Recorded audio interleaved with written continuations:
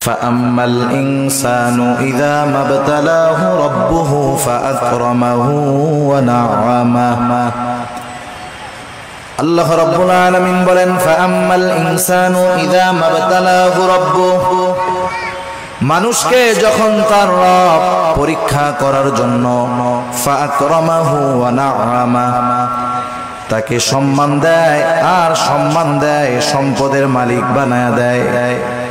একটু খেয়াল করেন, আল্লাহ তাআলা বলতেছেন মানুষকে পরীক্ষা করার জন্য যখন তার রব তাকে সম্মান দেয়, সম্পদ দেয়, তাকে নেয়ামত প্রদান করে, সে নামাজ না পড়ুক, রোজা না রাখুক, সে মানুষের কাছে বলে বেড়ায় ফায়াকুলু রব্বি আকরামান, আমার রব আমাকে সম্মানিত করেছে। আল্লাহ তাআলা বললেন আমি মানুষকে সম্মান, সম্পদ, নেয়ামত পরীক্ষা করার জন্য দেই, আর মানুষ এটাকে পরীক্ষা না মনে করে সে বলে আমার রব আমাকে সম্মানিত করেছেন। প্রথমত একটা জিনিস আমাদের ক্ষেত্রে ক্লিয়ার হওয়ার প্রয়োজন, আল্লাহ তাআলা শুধু অভাব, কষ্ট, দুরবস্থা দিয়ে মানুষের পরীক্ষা নেন বিষয়টা এমন নয়, বরং সম্পদ, সম্মান দিয়েও আল্লাহ তাআলা পরীক্ষা নেয়।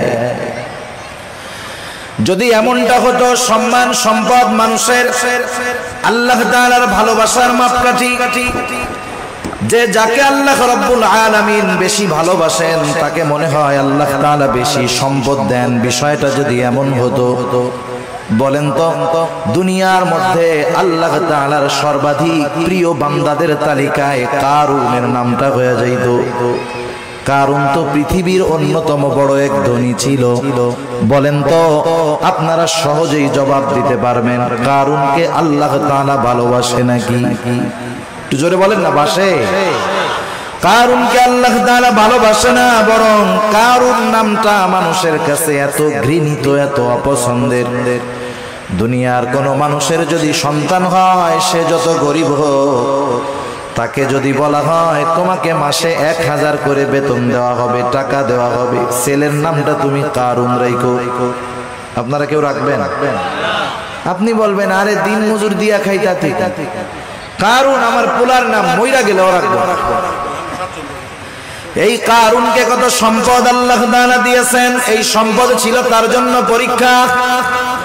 সম্পদের মালিক কারুন যখন হযরত মূসা আলাইহিস সালাম কারুনকে বলল কারুন তুমি তোমার সম্পদের যাকাত দাও, কারুন যাকাত দিতে অস্বীকৃতি জ্ঞাপন করলো। শুধু তাই না, সে মূসা আলাইহিস সালামকে অপমান, অপদস্থ করার জন্য, অপবাদ দেওয়ার জন্য একজন খারাপ মহিলাকে সে ভাড়া করলো, শিখায় দিল তুমি মানুষের সামনে বলবা মূসা আলাইহিস সালাম আমার সাথে জিনা করেছে, অপকর্মে লিপ্ত হয়েছে। এইবার যখন কারুন এই ষড়যন্ত্র চক্রান্ত করলো, আল্লাহ তাআলা বরদাস্ত করলেন না। এই কারুন যখন সম্পদের মালিক হয়, তখন কারুনের বন্ধুরা আল্লাহ তাআলার কাছে বলতো আল্লাহ আপনি মনে হয় কারুনকেই শুধু ভালোবাসেন, আমাদেরকে ভালোবাসেন না। আমাদের সমাজেও এমন আছে, 5 বন্ধু একসাথে লেখাপড়া করেছে, একসাথে কর্মজীবন শুরু করেছে, একজন অনেক ধনী আর 4 জন গরিব। তারা আফসোস করে আর বলে দেখ আল্লাহ তাআলা ওকে ভালোবাসে, সব নেয়ামত আল্লাহ তাআলা ওকেই দিয়ে দিতেছে।